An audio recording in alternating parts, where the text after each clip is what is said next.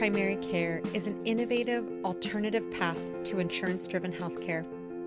Typically, a patient pays their doctor a low monthly membership and, in return, builds a lasting relationship with their doctor and has their doctor available at their fingertips. Welcome to the My DPC Story podcast, where each week you will hear the ever so relatable stories shared by physicians who have chosen to practice medicine in their individual communities through the direct primary care model. I'm your host, Marielle Concepcion, family physician, DPC owner, and former fee-for-service doctor. I hope you enjoy today's episode and come away feeling inspired about the future of patient care, direct primary care. I feel like many people are unaware of just the fact that they're existing, but there's so much more that they can have, and not realizing how the stressors in our life can cause us to project on the people that we love the most, and that there is a way to be better. There is a way to live more, love more, and just enjoy life to the fullest. I am Dr. Feneisha Franklin of Living Well Family Medicine, and this is my DPC story.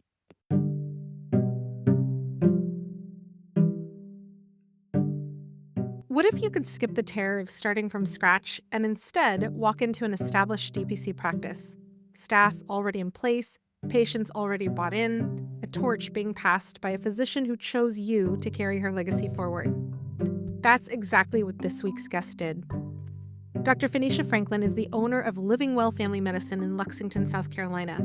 After a decade of corporate medicine and the constant pull between being a physician and being a present mom to 3 kids under 10, she found a door 7 minutes from her house and bought the practice behind it. This month, we're talking all about financial sustainability, and Dr. Franklin's story is one of the most instructive we've had on this podcast. Buying a practice means P&Ls, non-competes, Medicare opt-out windows, legacy pricing, quarterly taxes, and a staffing transition. She navigated all of it. Welcome to the podcast, Dr. Franklin. Thank you so much for having me. We just are on the heels of Dr. Victoria LaVentisciu, but still staying in the Carolinas. Dr. Franklin, I am so excited to have you share your story in this month where we're talking about financial sustainability, because your journey has been very different than Dr. Hitchcock and Dr. LaVentisciu, who's shared. You Yes. have entered the DPC world by purchasing a clinic, and it's more of an option because, yes, people continue to want to leave their private practices, but there's a sense of, I really don't want to sell to Optum. So if there's another way to do it, will anybody who's a physician buy my practice to take care of my patients in the same way that I've taken care of them for years? So let's talk about the world that you were in before Living Well Family Medicine, because I just wonder, what was your exposure to private practice and to DPC as a model before you opened your DPC? Yes, no, I think it's a good question because it's kind of unraveled over the years. So, like my background, obviously family medicine. Before that, I went to medical school at the University of Louisville, in Kentucky. I am a military brat. My dad served 26 years in the Marine Corps, so we traveled abroad quite a bit. And so my desire to learn more about medicine started at a very young age. I have family members that are physicians, but didn't not necessarily owning their own practice. And so when I was in medical school, I remember one of my family medicine rotations where I was shadowing an old country doc. And that's what I would refer to him as, where he was doing a lot of cosmetic procedures, and he had this relationship with his patients. They knew him, they trusted his advice, and they came to him regularly. And so that was my dream. But then it kind of slowly kind of disintegrated after I got through residency. So I came to University of South Carolina for residency. Now it's Palmetto Health or Prisma Family Medicine.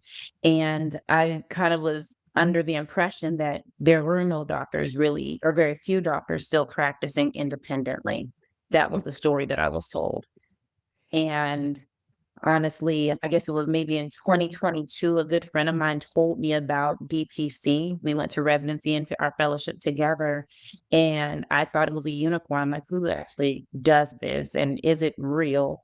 And got a few books to read about. And I was like, if this could happen, then yeah, I kind of stumbled upon DPC.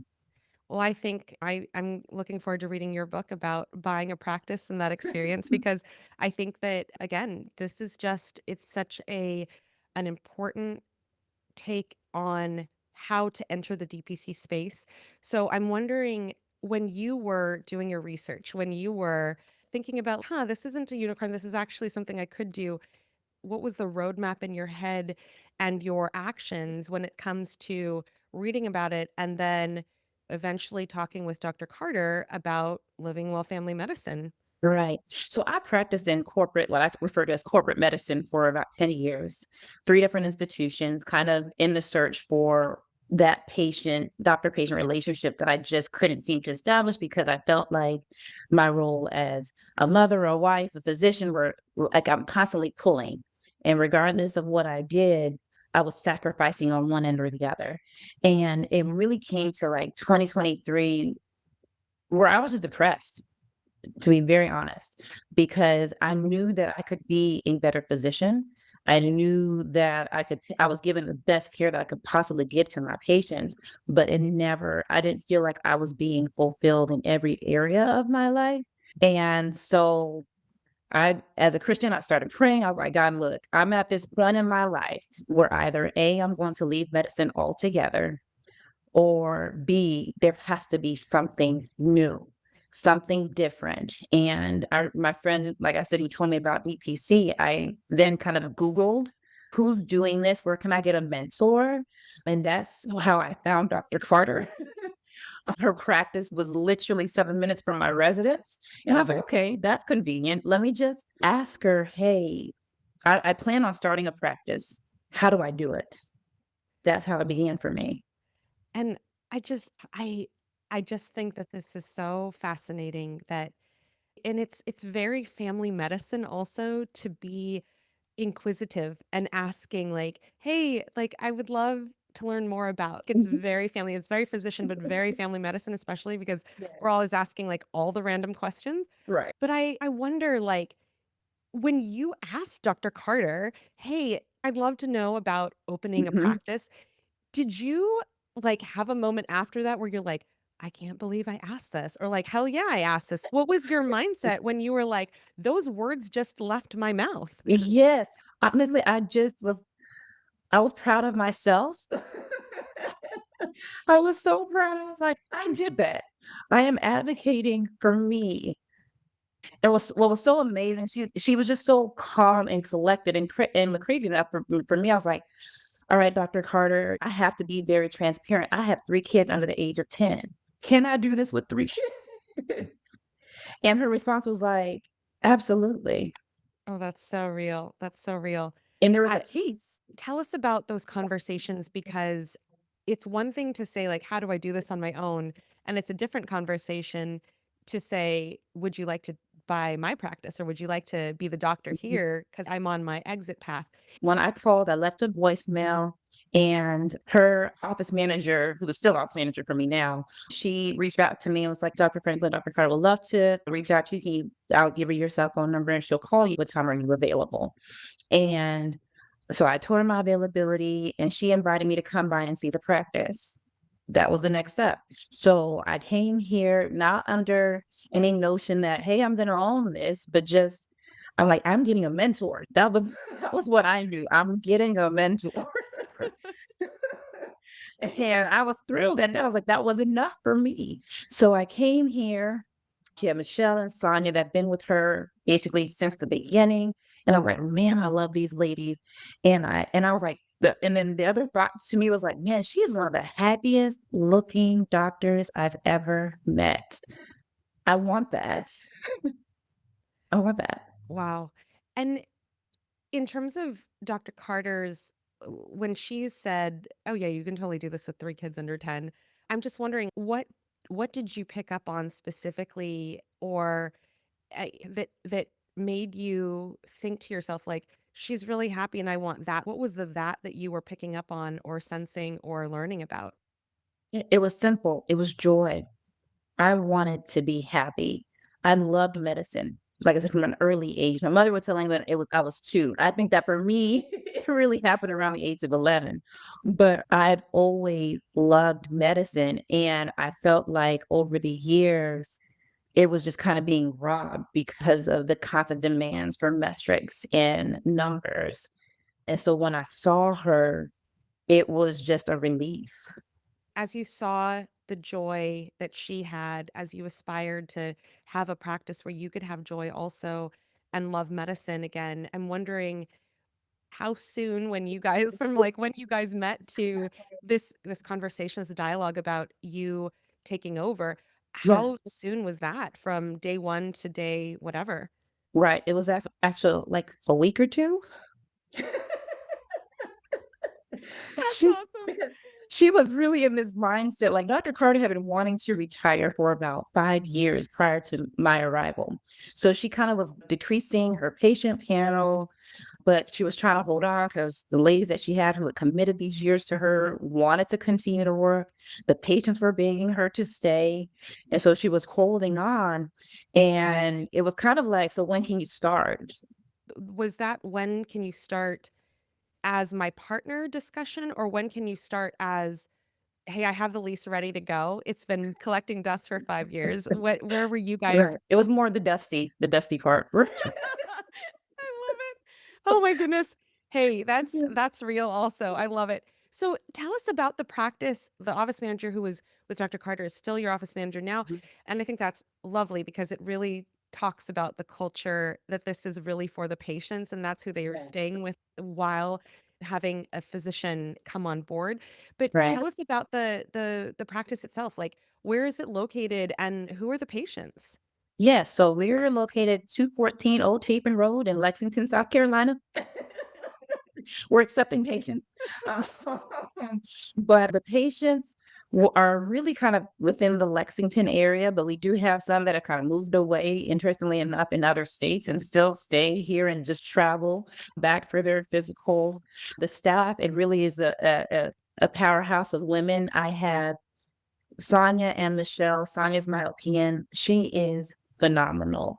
And I couldn't have asked for a better team to work because that was part of my apprehension is my goodness, they don't know me. I don't know them. Like, Yeah. how is this gonna mesh?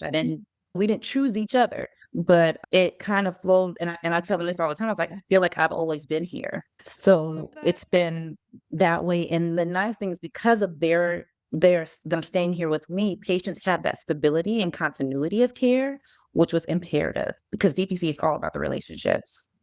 In maintaining their roles at the clinic, how did that work financially in terms of your taking over a practice? There's an investment there, but then also there's already an established population. Right. Like you said, they've stayed.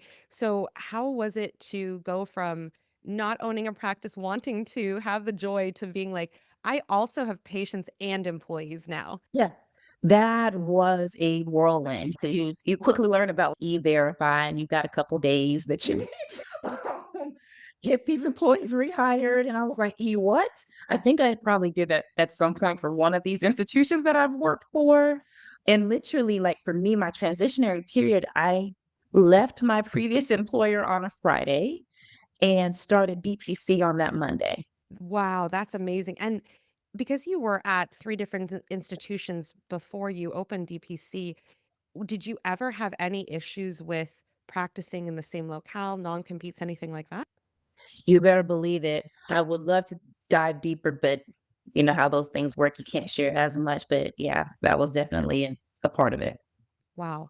And I'm glad you mentioned that. Definitely we don't have to get into the details, but I just think it's important to note that this is something that restricts patient access, period. Mhm, So mhm, that's, absolutely. it's definitely something to think about, especially if you're thinking about DPC out there and you're like, what does my contract Mhm. actually say?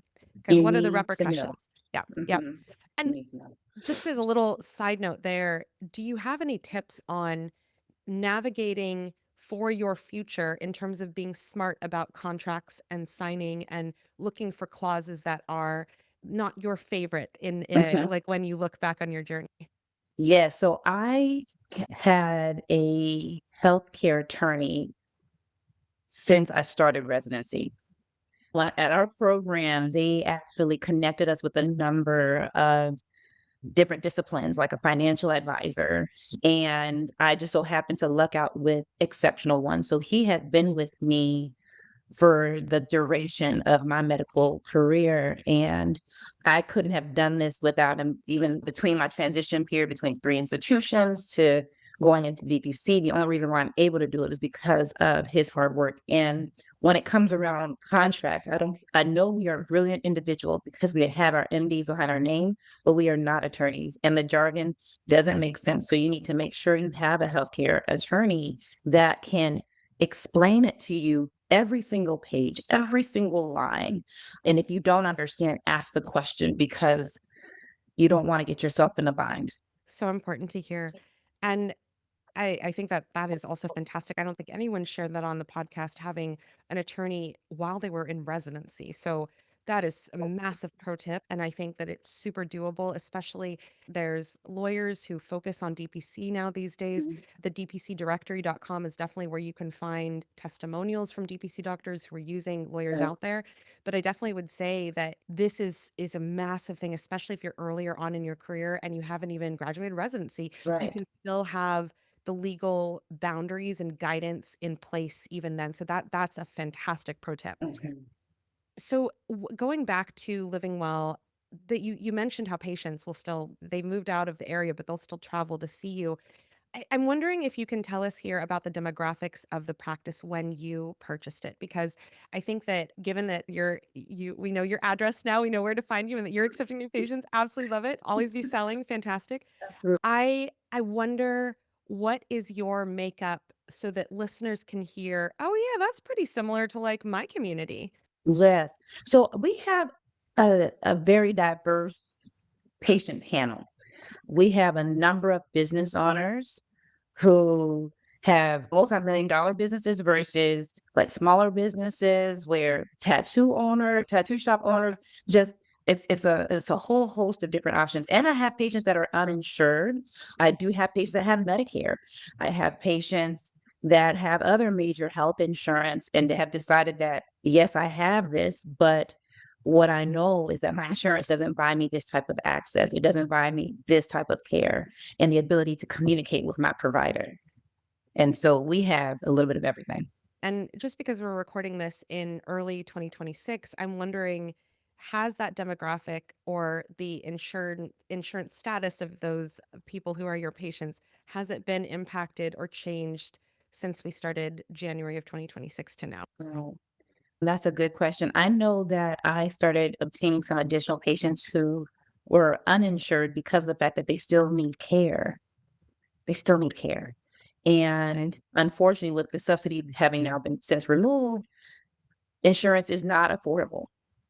And as an entrepreneur and my husband also being self-employed, we have learned having insurance, it is extremely expensive. You said so many things there that are so relatable to us as physicians who are becoming entrepreneurs, forced to become entrepreneurs in some Mhm. cases, and then patients who are forced to find access. That does not mean health insurance, but find access. What are the differences that you're seeing from people who are your new patients who might not have had access because they had previously only done health insurance covered care versus the patients that you and Dr. Carter have taken care of now? Because I suspect that there's a difference between Mhm. what a person comes in with versus a person who's been established as a DPC patient. Right. And so I think the best way to even kind of explain it would be even my transition from the working for an institution to being a DPC, because I had a number of my patients leave with me. And they found me on their own. But basically, it was I ran into this situation repeatedly as an employed physician where there were acute concerns that patients would send in the EMR. Hey, I have a UTI or I have this problem. And I'm sorry, I can't see you for 6 weeks. Go to your urgent care. and you spend $200, $300 versus DPC now where they simply text, "Hey, Dr. Franklin, I'm having painful urination. It's urinary frequency. It's all these things." And not to mention at Walgreens, there's a little test strip. I can go and dip my urine and it shows that I have bacteria. No brainer. It doesn't take that. Practicing medicine shouldn't be that difficult. And so the patients that we see now, more so if they haven't been established with us, it's a complexity of issues or things that, and I don't want to shame the physicians that are employed because you're doing the best that you can with what you have and the time, and you're very limited in the amount of services you can offer. But because patients don't have that time, there are a lot of things that kind of get postponed or dismissed or pushed off for a later date. And now I'm seeing those individuals where I'm like, gosh, if we had addressed this a little bit sooner, maybe we wouldn't be in this situation. Yeah. And I think about I have patients who are like that experience is very similar to patients who are newer to the practice. We still have the remember you could have asked us for a cash pay lab instead of paying $200 Mhm. for that test that you just decided to buy on Quest. But I feel that this is why the word of mouth marketing that we experience is so powerful Yes. because patients understand immediately whether they're Mhm. young and healthy, quote unquote, whether they're older and with more chronic problems. This is the type of thing that the patients understand immediately with picturing people like themselves being Right. able to benefit from DPC because of things like this. So Mhm. that's amazing. Mhm. Now, going back to your husband and you are entrepreneurs and you have 3 kids, I'm wondering what was the financial like I think about Kevin and Home Alone's Kevin's master plan. Like what was your adult version of your master plan to Yeah. then financially purchase the clinic along with the finances of your family that you have to manage? Right. And so I knew coming into the practice that Dr. Carter had kind of decreased the patient panel. So it was taking care of all the costs. Now, my husband, thankfully, because of savings and honestly some family support, we were able to continue our current level of care. But we have also learned the difference between our needs and our wants. And so have our children. And they're like, "No, I don't need this stuffed animal." And it's, "No, we don't. We don't need to go out to eat this often." So we have been better stewards of our finances because no, my salary is not, I wouldn't even really call it a salary at this point, but we are growing. And I think that initially I was under the impression that, oh my gosh, okay, I'm gonna get in there and everybody's gonna know I'm here and sign up. And that was not the case. It was a rather slower transition because where I am, I'm in Lexington. I am the only DPC in Lexington. So educating patients and trying to get the word out there at different conferences because a number of individuals are like, oh, I didn't even know that existed, despite the fact that DPC has been out for 15 years or so or more. So with the finances, we have a financial advisor. We actually have two. So I had one for residency. Again, they send out a message. And I was like, good, I don't know much about money. I've been having all this debt and loans. So I connected with one that was good with student loans. And we had another one that we had acquired before we purchased this practice. And he has been able to show, okay, these are what your investments are. This is how you're doing. And we meet with them monthly. When you meet monthly, what are the things that are like, this is a non-negotiable that we have to discuss every month? Yeah. So obviously, just knowing what our balance is in regards to our investment accounts and just our savings and knowing the projection of, okay, if we wouldn't have to take another cent, this is how it would do by the time I'm 60 years old. I also have like a business consultant that I work with who meets with me regularly. And she is good with finances and not a CPA, but I have a CPA. But she is good with finances where we sit down and we look at the projections. We sit down and go through, okay, this is what all of your expenses have been this month. This is how much the medications have costed you. This is how many patients have enrolled. And kind of like if we continue on this path, this is what you can anticipate will be in your account and slowly adjusting, okay, this is what I'm paying myself. But then I think another thing to also be mindful of is your business owners. So not everything should be your personal expense. It's actually a business expense because you are your business. And having more of a tax strategist is imperative as well. Awesome. And how, because I know that there are definitely dyads out there where the DPC physician and owner is one business and the other business is owned by the other partner.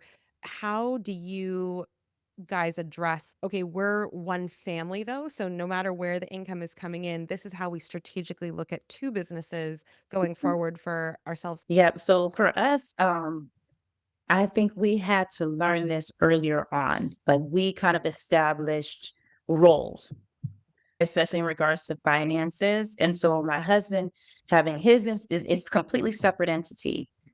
And we kind of know it's one pot because it's still one family. We are supporting the kids. If they continue, they won't stop growing. So we got to do the shoes and clothes. And it's kind of like it's one pot.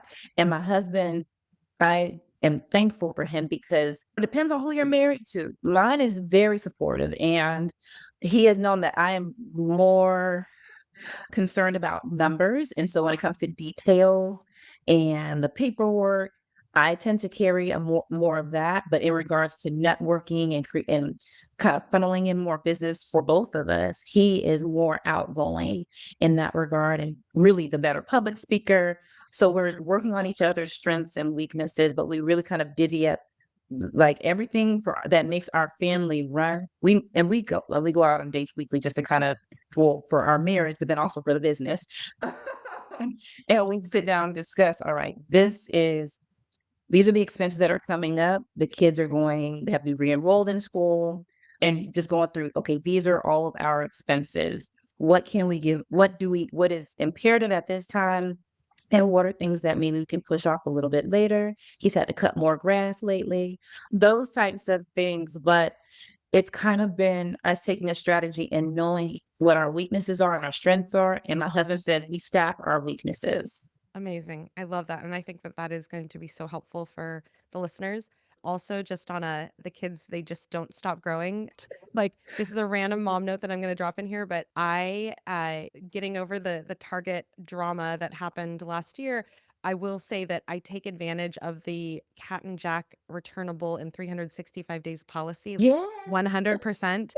If we buy shoes, we have set alarms on our phones to be like, the shoes will expire on this day. And if they are holy, if they are whatever, I have Hmm. absolutely taken advantage of the policy that is stated to return Cat and Absolutely. Jack things in 365 days. So if were not aware of that, also the lifetime return of vacuums at Costco, those are the two I things that I'm love like, that. as a mom, I think everybody should know. Yeah, Yeah, we need to know we're people. 100%, 100%. So, when you have come into buying a practice with already legal and financial support, so awesome. I'm like so impressed by that. And I'm also like, dang, I should have done that. But when it comes to looking at the practice and evaluating it, what tips do you have for people to say these are the things you need to look at in terms of evaluating a practice to see Mhm. if it's going to be something that is worth buying versus starting your own? What Right. tips do you have for that process? Yeah, so I think one of the most important things is looking at P&Ls, your profit and loss statements. I didn't know what that was before becoming a business owner, but I have since learned. And not just like for that year, but for the previous 3 years to see exactly how the business had been doing. Also, understanding what equipment is planned. The previous doctor plans on leaving in the office, and are you able to utilize that? Will that be another source of income? Or and how much has it depreciated? In regards to other financial concerns, I would also make sure I have an insurance broker. And so knowing, okay, well, I have to have malpractice insurance, cybersecurity, workers' comp, property insurance, and knowing how much all of these things are going to cost you because it may have been a certain expense for Dr. Carter or your previous owner, but it's going to be different for you when you're quoted. And so knowing these numbers and then also looking at what are all of the bills and organizing it because Are you going to keep that same phone service, or is there a better, cheaper, and more affordable option for you? These are things that you'll want to end up knowing and then deciding on whether or not that's something that you need. And the other thing was like Dr. Carter was very forthcoming because a number of the equipment that was in the office had been here when she started. So she was like, "Hey, heads up, you're going to need new computers." So here I go, Best Buy, and try to price match. Okay, these are what these different things are going to cost me.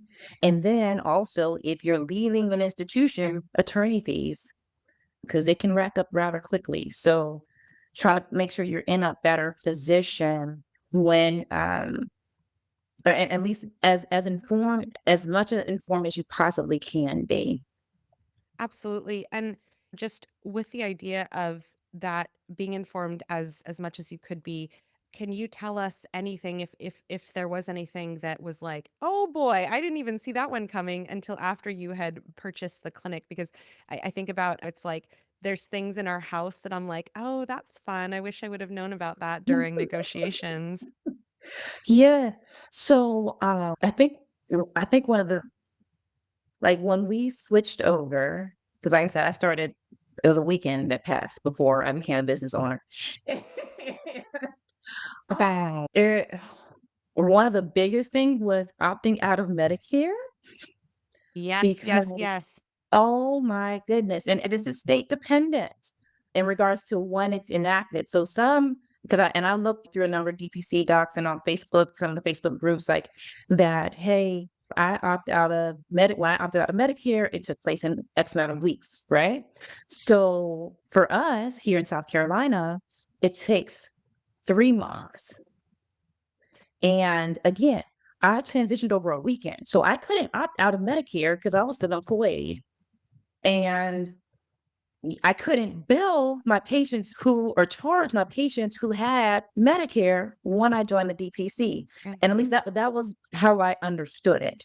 So for the 3 months, I wasn't gonna dismiss my heart is in geriatrics. I did my fellowship in geriatrics. I'm not gonna dismiss my 65 and plus because I can't charge you. They received all their care for free for 3 months. Awesome. And I did the same thing while I was waiting my 2 months. I gave Carefree for my patients who were Medicare beneficiaries. So Mhm. that is awesome and totally doable. And it's something to financially think about. If you have so many people in a practice that Yeah. you're looking at and they have Medicare and you're not opted out, like how are you going to get that income made up? So that's a It fantastic. was a Yeah. loss. It was a loss at that point. Yeah. When it comes to things that you had to do with your financial advisors quickly, were there certain adjustments in your KPIs and things that you were checking in monthly on that were like, oh, now we have to look at this just because like last week I wasn't a business owner and now I am? Mhm. No, it was a lot, and so I think that one of the things I had to get over was as physicians, and especially employed physicians, you're kind of told what to do. You're told what to do constantly, and there was no checklist. Like, I read the different books for DPC, but my case was very different, and so I was trying to figure I didn't ask the question, so I had a ton of penalties because I just didn't seek the information. At least everything for me was more fixated on acquisition. Like how am I acquiring the business as opposed to, all right, now I'm a business owner. Make sure you are up to date for all your taxes, the state and federal, and the fact that some of those are quarterly. I didn't know. I didn't know. I didn't know the questions to ask. And I kind of just when I acquired the practice, I was really trying to figure out how to just manage patients now. How do I get my name on all of the accounts that I kind of ignored the numbers. And that's the truth. I ignored the numbers up until maybe the January, like before taxes were due, but it was like 3 months of just trying to stay afloat. So, and when I tried to look at this, I was looking at my journals to figure out like what was I doing? I was trying to survive. this is why I think that those are such pro tips. Have advisors before you even do DPC if you can, Mhm. because you have somebody who you already trust, who you know how to talk with, who knows, your mindset and who Absolutely. is aware about your business decisions from pre-business owning. And I think Mhm. also in terms of you were just surviving, if you're out there listening and you're feeling like that, give yourself grace because, oh my Right. God, even after you open, there's days where you're like, oh my God, I don't know the numbers. And that is a total normal feeling, but that's also why we have community. And this is also Mhm. like the things that you like. We were talking about this before we started recording, but like you have your little trio. Dr. Leventa Shu is Yeah. one of those. And Dr. Boylan is the other, who Dr. Leventa Shu mentioned in her interview. But this is the importance of building community, even Mhm. locally, so that you can talk to each other about your journeys. It's fantastic Right. that your husband is an entrepreneur, so you can talk about your journeys on your weekly dates also. But Mhm. I think that this is something where it's one of those things where it's if you're feeling like you don't know your numbers, it's okay. Yes, learn your numbers. That is always a suggestion for being a business owner. But if you don't feel like you're confident in your numbers in this moment, you're not a bad business owner. Right, right. And I think the other two thing too is like when I first started, I had a different group that was helping me with the finances, but it wasn't working out. And so I had to transition and shift, and it really changed. It just rocked my world because I was sitting there, oh my gosh. And thankfully, like I said, I didn't even realize the wealth of knowledge of individuals who had already been in my life. And so when I made that transition, I was like, okay, now I need to find X, Y, and Z. I was able to reach out to family members and friends who were like, hey, this is who I use. I trust them. And I could quickly pivot because, like I said, I don't know if I said this, but I took ownership September 1st of 2024, but I was still held responsible for the previous months. And where I had my CPA that I trusted, and Dr. Carter was willing to work with me, but I wanted to just keep the one that I had, okay? Because again, it's just I've known her since I was an undergrad. So it was a lot of them communicating and trying to get paperwork together in regards to making sure like my staff, they got their W-2s on time. I never had to worry about W-2s and doing bonuses because I'm like, these women are fantastic. So I want to make sure I continue to show them appreciation.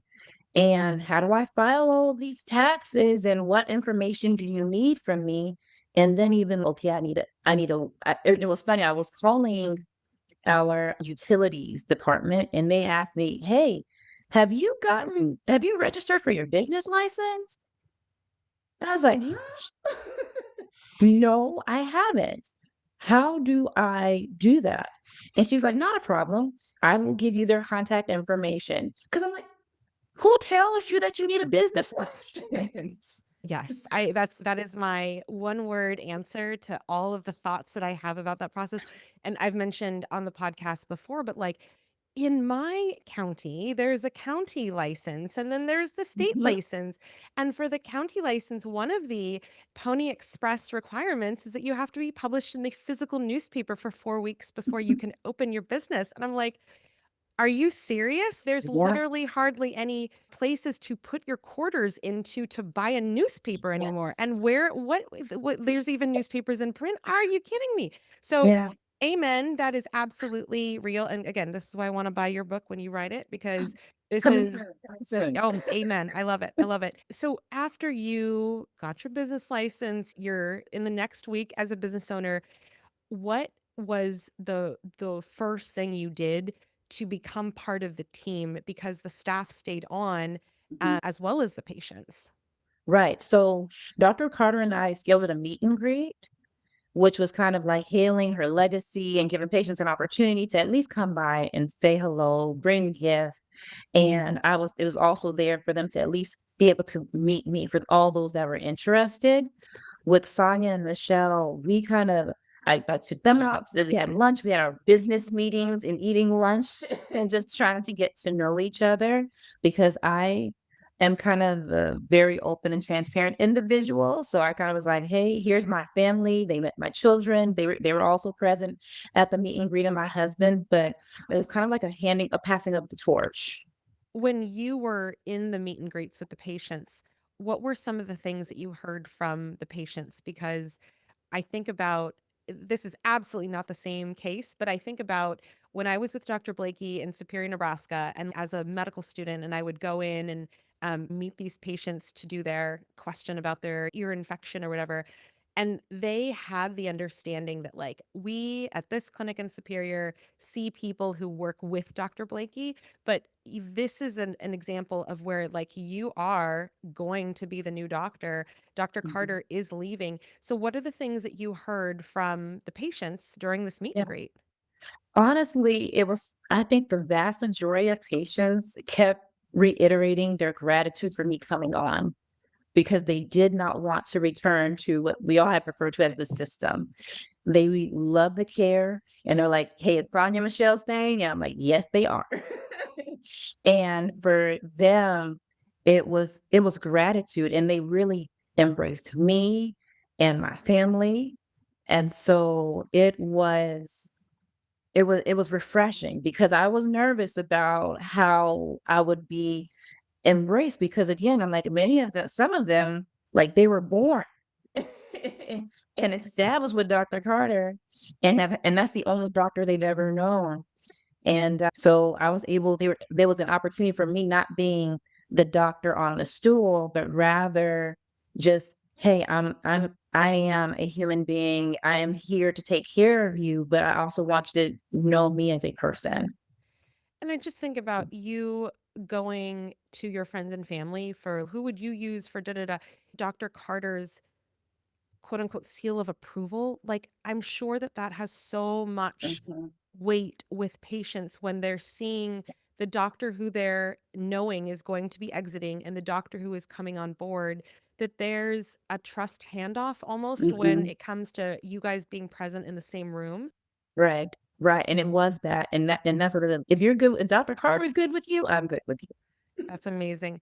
And I haven't asked this, but when it comes to the patients transitioning to your practice, did you was Dr. Carter doing DPC before you, or was she billing insurance for the patient's care? She was doing so Doctor Carter her very first practice was through she was employed an employed physician, then she did fee for service, and then she transitioned her practice to DPC. Got it. So how long were the patients already DPC members versus fee for service members Mm. before you guys made that transition?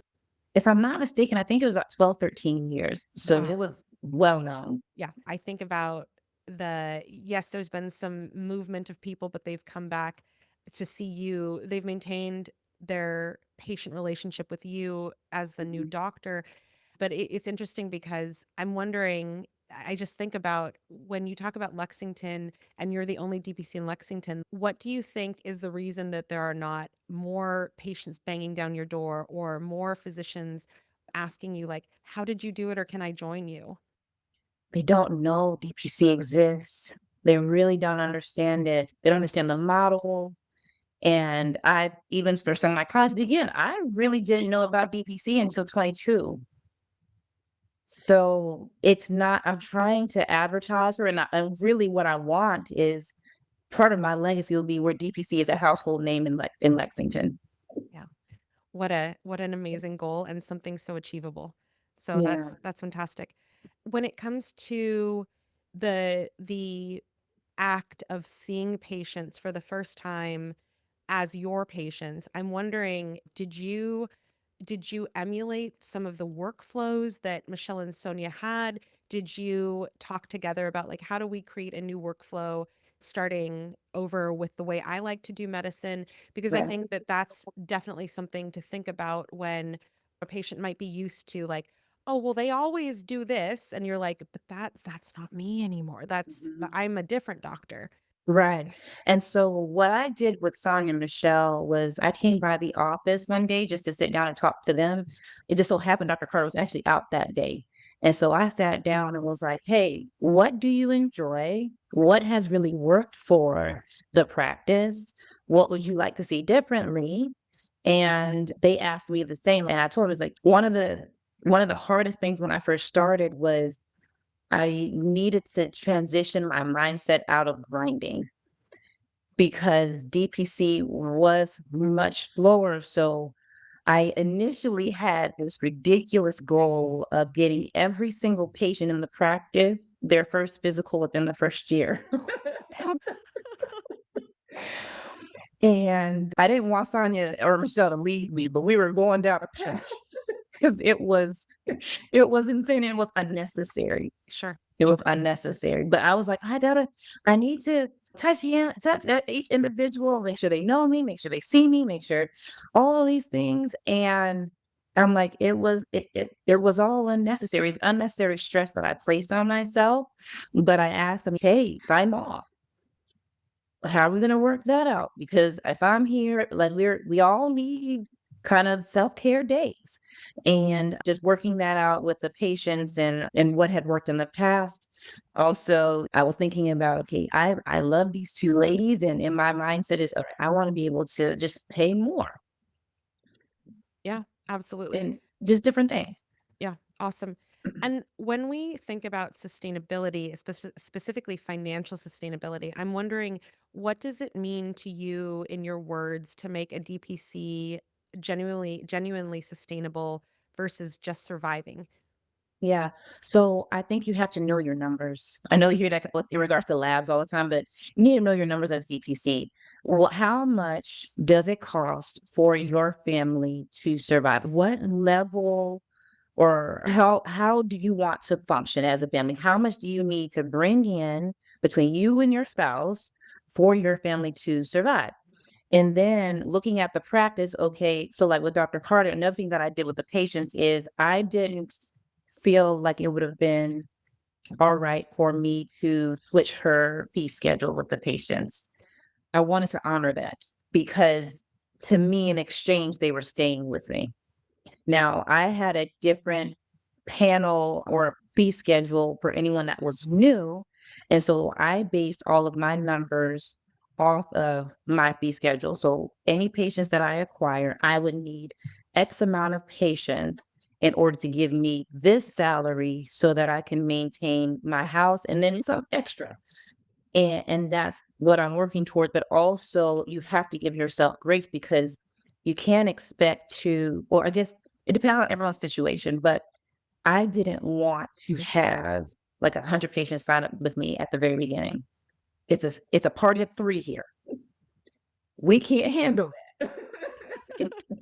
We can't handle that. So, I understand that it was gonna be a gradual growth, and helped me to also transition here. That was one of the things I wanted to ask, in terms of, like, how did you do your pricing for existing patients versus new patients? And again, I think that you're dropping so many tips as to how to look at your numbers. And yes, know your numbers. It's like what Goldman Sachs teaches you on day one is know your numbers. And it's one of those things where you'll hear it so many times, and then one day you'll be like, oh, That's what they I have checked that box. There are physicians who have a lot of, oh my gosh, anxiety, second guessing about changing pricing, even for new members, or upping pricing for existing members. What thoughts and what discussions have you had when it comes to pricing in general? Because I Yeah. feel that this is something that goes along with the, I'm not, I only know the employee life. I don't know how to set Mhm, my own mhm. numbers. I agree with that. So what I did was that again, I have Melissa and Tori, so I looked at what their pricing schedules were, and I was like, "Okay, how many patients would I need to see in order to make what I need?" And I kind of sat in the middle between the 2 of them, and that's where I placed my numbers. So, like, for an individual patient, it's $85, and then for a couple, I think I did it as 160, and then for a family with 2 children or less, it's $200 or more. Now, granted, I'm in South Carolina, so the cost of living is significantly cheaper than in California, which I used to live too at one point in my life. So the cost of living is substantially cheaper or lower. And the other part for me was that being a military rat, I wanted to make sure that I gave a discount for my vets. Like, veterans will always have a place in my heart because that's another reason why I'm able to do what we're all able to do. And so I did a discounted rate for them, and I did opt to add an enrollment fee because it takes time, and I wanted to make sure that patients were serious when they signed up with us. And if you weren't, don't do it. Yeah, putting skin in the game absolutely is a thing, and you can do it so many ways. You can have that to buffer if you're not opted out of Medicare. That's the way that Mhm. I got my Medicare patients to still put skin in the game to reserve their spot, so to speak, as Yeah. when I was opted out. But yeah, it definitely takes time to onboard a patient. And yes, like we have tools and AI and all this stuff, but at the same time, like when you're building a relationship with someone, you really like knowing like their Mhm. details. You talked about days off with your team. What other things do you or do you want to have for your team, like 401ks or insurance for them? How do you, are there Yeah. other benefits that you have or that you're looking to have for your employees? So I'm looking to have those. Again, I was gifted with Sonia and Michelle because their husbands have all the benefits and they were really happy and satisfied with it. And they didn't necessarily pressure me to have it, but because of for just who I am, I want to be in a position to be able to offer that to them in the future. But 401s and like health insurance, although they don't need it. And it's a nice place to be if you don't need it. Yeah, absolutely. And I mean, it's this when I talk about people who are physicians who are like unexpectedly looking into entrepreneurship because they were forced to from things like losing their jobs.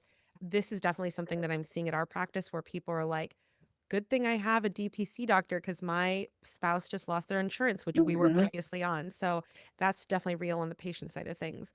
And Right. when it comes to balancing the number of patients you want to have, the financial picture that you have as your goal, but also not taking on infinity number of patients, how do you work those numbers to be able to say, like, I am willing to grow this many per week or this many per month so I Mhm. don't get overwhelmed, the team doesn't get overwhelmed, but also we don't change access to care of our existing Right, patients. right. And so for me, it's kind of been a touch and go with this because initially I was like, I have worked in places where I had 1,200 patients assigned to me, and others where I had 1,000 or upper hundreds. So I was like, well, I can take 500, 600 patients, no problem. That was what I thought. Now coming into DPC, I started off with almost 300, and I think that I'm constantly balancing that out in regards to how much time do I need, so I need to have available for my current channel, and how many patients can I add on at a time. So I think that you can't lose sight of the ones who have already bought into the idea and who have already invested and are dedicated to what you do. But when you realistically have to grow, just working that into the schedule. And Zion and Michelle have helped me really with that because I'll look at how are we doing, ladies? Is this too much? And if so, like we'll pull back. It's okay to have a waiting list. It's all right to take your time so that you're not stressed out because you're not just a practicing physician anymore. You're a business owner and you need to ensure that your staff is happy. Happy staff equals a happy business. You wanna make sure your patients wanna continue to refer their friends to you and feel like, "Hey, I haven't lost this I got this." You don't want anyone saying negative things about you. "We just got this new doctor who joined us, and she has no time to deal with X, Y, and Z." So, there is a balance, and I've had to learn that over the year and a half that I've been practicing in this role, and so I feel a couple of patients a week, like, it's doable. It's doable. I just go back to your statement about I had the goal of everybody coming in for their physical for their first year, and I inherited 300 patients. I'm like, bless your heart. Oh my goodness, that is a true family medicine doctor right there. Oh my God. 65 days. I love it. Minus the 3 kids and their activities. Oh my god. But legit, that is so real. Like, that is completely achievable goal 'cause when you're like, your family practice blinders are on, you're like, "I can do Right. this easily." Yeah. Yeah.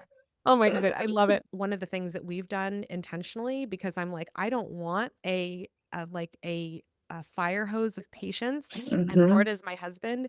We have perpetually joined our waiting list on our website. So it's always there's a little bit of FOMO there for people who are checking out the website, but also when we do a meet and greet, my husband does them because he's the one accepting new patients now, but when he does them, he'll say the soonest we can onboard you on is, and he'll decide the date based on what crazy we have with the kids' schedules or Yes. whatever. So I think that there's so much creativity that you can have to make sure that you honor. Like for you, if 2 a week is okay, this is cool along with our other patients, like amen, feel that out and figure out what's right for you and your team if you have one. So that's Mhm. fantastic.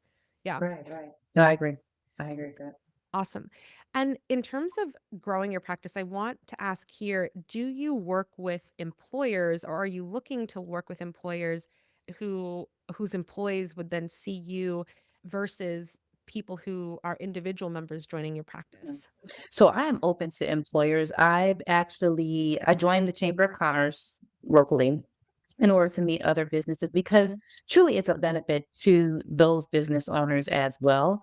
And so I have done a number of conferences and different meetings to just try to kind of let them know about what we're doing. We have a handful of employers currently that work with us, and they've been satisfied and continue to send more patients, but I definitely am open to working with a few more. What have you found is helpful for your community, especially when you're talking to business owners at your chamber of commerce? Because I feel that yes, there's always some commonalities between all small businesses, but I'm Mhm. wondering, especially in the Lexington area, what have you found really like piques the interest of your local business owners? Well, I think everyone's always shocked to see me because they're like, "You're a doctor? What are you doing at a meeting?" Wow. You don't typically see physicians, and like I said, I'm the only one here in Lexington that has my or at least the only DPC for a while. I think there might be one individual that may have opened one or has some like a hybrid model. But what I have tried to do with the Chamber of Commerce is talk to them about what DPC is, the prices, and the fact that if your employees have a doctor that they can readily access, then they're less likely to have to call out for so many sick days. They can get their medications from our practice. They can have their physical schedule. They can do virtual visits on their lunch break. So it's more time with you having a healthier employee. And I've been invited to come to some of their offices and just kind of present what we do as well, which has been nice and a lot of practice because that was something that I had not been accustomed to doing before. Totally. And what are some of the things that they're asking you, especially when you go on site? Because you are not in a concentrated environment, what are the things that employers and employees are asking you about DBC? Yeah, so they're asking about how is it different than going to a traditional physician. And, like, how available am I? Can they text me all anytime? Like, seriously, we can text you any point. They also ask about the price of the medications because 'cause they're always shocked about how low they are. I'm like, "It's pennies in comparison to what you would pay for going to another pharmacy like any other pharmacy." The other thing that they often ask me about because I tell them, "If you have an acute concern, we can get you in the same day or the next day." So those are usually the highlights Mhm. for all of the businesses and business owners or their employees as well. What have you seen when one of those employees or employers then joins on? Because it's one thing, again, like it's one thing to hear something and it's another thing to actually experience it and understand it. So it's this is similar to my question of like the people who were not DPC members, what has their experience been like compared to the existing Mhm, members? Because I think that as you talk about growing the practice, this is very helpful for employers to understand as well. mhm. You know, it's kind of like Christmas. Like they have this box and they're like, oh my goodness, it's a new toy. Let me text and see if this is going to really work. Is she going to respond to me? And I'm like, yes, we're here to address any of your concerns. Or the very first time we're kind of hopefully getting out of like our flu season and everything. And they're texting like, hey, my kid just tested positive for the flu. We were in the ER last night, and the child obviously is not established with me, but they were in the ER last night. Hey, I'm concerned about being exposed because I'm going to be at work. Can you send me a prescription? I'm like, not a problem. And it works. It works. I that is totally a Dr. Franklin original. DPC is like Christmas. Amen. That is awesome. I love it. So when we think about people like Dr. Carter who are wanting to have an exit strategy, it's definitely something that we're seeing now that DPCs have been in practice for 10 plus years at Mhm. this point, at the time that we're recording.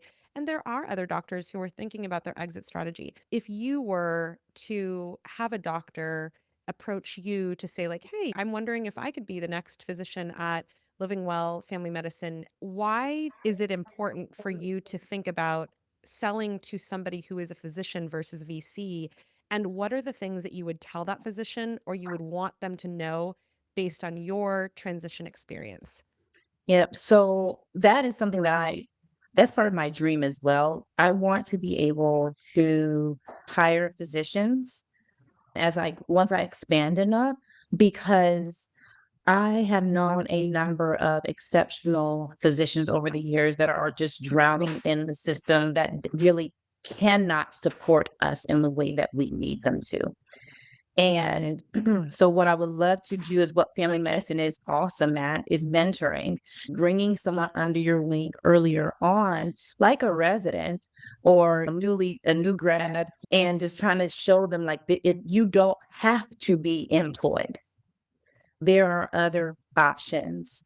Now, in regards to the VC and all of that, to me, the issue will always remain that if someone else is holding the purse strings, they are going to dictate care, and they're not working day to day. They don't have the relationships. They don't have the same investment that we do with our patients. So I don't see myself selling the practice to any of those entities, because that's the whole purpose of DPC, is being physician owned and physician ran.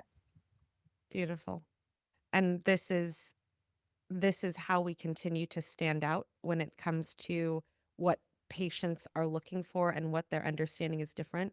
They're like, "Oh, this is a small business," meaning it is a personal business. It is a Mhm. the person is actually in a relationship with me and not having somebody who doesn't care about my health care and my Right. access determining the rules here at this place. Mhm. Yeah, that's Mhm. beautiful. That's beautiful. When you think about the exercise of like you selling to another physician, what are the things that you would idealize would be like the perfect transition for another doctor to buy your practice, Mhm. separate from the physicians joining your practice?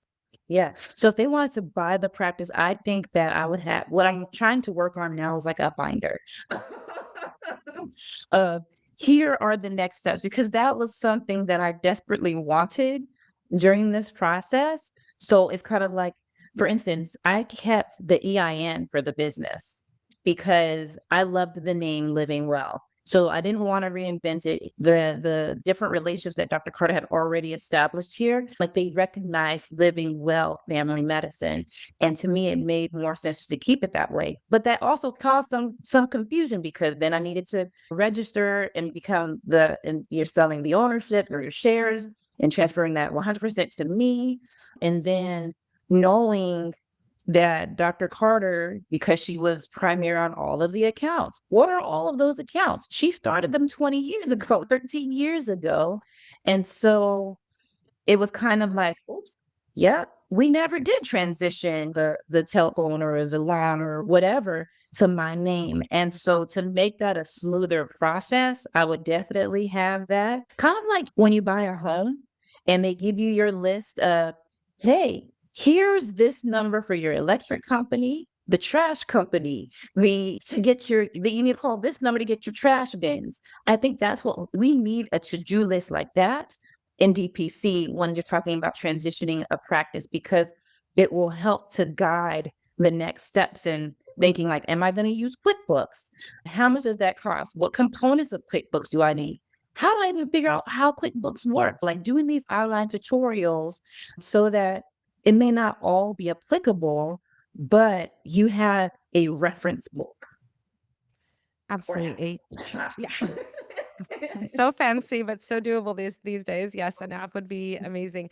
And I definitely would say again, this is so important for people to think about, because having an exit strategy is something that we all deserve. Because yes, if Mhm. you want to be a physician for the rest of your life, fantastic. But if you do not want to be a physician the rest of your life, clinically seeing patients, that's okay too. What would you experience or say if somebody were to call you, like you called Dr. Carter, and say, I'd like to open my own practice. Can we meet and tell me about that? What would go on in your head if that happened today? I'd honestly embrace it because I feel like we need to support one another. It's not a competition. There are enough patients to go around. And I would really want to just kind of, I think one thing that I had to think about the other day, and I'm like, I don't know if everybody will relate to it, but I think of DPC as kind of like starting a family in the sense that you don't know what it's going to be like when you have a child. Pregnancy is different for every single one of them, despite the fact that it's the same gene pool. Yes, the basics don't change. Like they need to be fed, they need to be changed, they need sleep. DPC is like that. So, with anybody that is trying to either take ownership of another practice or inherit one, understand that your story will not be mine, but the framework and what you need is similar. It's just basic things like having that network of advisors that you can call on and having the doctor that is willing to work with you. So important. And for those who've had that experience of it's discharge day from the hospital and they're handing you this child that you've made, and you're like, no, no, no, no, you're supposed to take them back to the nursery. Like I just feed them every 3 hours. Like what are you actually talking about taking the baby home? Home. And like and even if you're a doctor, that is a real experience. So when you're talking about this is a family member, that relationship is something, like every child is born with their independent personality of their Yeah. sibling. That is so real. And I think that that is important because there's a lot of comparisons out there. Like, oh, Mhm. I must be not succeeding if I'm experiencing this and the doctor next door is not. Yeah. That's not true. And so I love that you're highlighting that your journey is your journey and your DPC is your DPC, and it's not going to be the same as everybody else's. Right. Yeah. Right. Living well family medicine was built on a question. Are you living, or are you living well? So, what does living well mean to you right now in this chapter of life? I really didn't know that I was just living. For much of my career, I felt like I was existing, physically present, but emotionally, mentally, spiritually absent because I was constantly on the go and trying to figure out how to make things work. So after joining the DPC movement, I realized that there is this whole other way of life where it has strengthened my family life, my work life, I have the autonomy to do good when I take care of patients. And with my personal statement, like so many others, I wrote that I just want to help people. And not only am I helping other people, but I'm helping myself at the same time because I am really walking out what I feel is my ministry, my calling, and what it means to live well is when your personal and professional goals can kind of intersect. Thank you so much, Dr. Franklin, for sharing your story today. Thank you again for taking the time. Thanks for being here for this episode of My DPC Story. Whether you stumbled across DPC for the first time today or you've been in practice for years, these stories are here for you, wherever you are in your DPC journey. And that's exactly how the Start Here page at mydpcstory.com is built now. It meets you where you are. New to DPC and learning the fundamentals? There's a path for that. Already practicing or in the planning stages and looking for practical tools? There's a path for that too. Ready to go deeper? That's covered. Head to the Start Here page at mydpcstory.com and find your starting point. If you have a question or challenge you want to hear addressed on the show, go to the contact page at mydpcstory.com and leave me a voice message. And if this episode moved you, please leave a 5-star review on Apple Podcasts. It's one of the best ways to help other physicians find these stories when they need them the most. For commercial-free episodes and extended conversations, check out our Patreon. There's a free tier and a paid tier, and both help keep the show going. Follow us on socials at MyDPCStory and find everything from episodes, free resources, the DPC Toolkit magazine, and more at mydpcstory.com. My DPC Story is created and hosted by me, Marielle Conception. A huge thank you to the team that makes this show possible. Chief Growth Officer, Kira Hanselman, Head of Marketing and Strategy, Natalia Highland, and Chief Operational Officer, Alexandra Goebel. We are all in your corner. Until next time, this is Marielle Conception.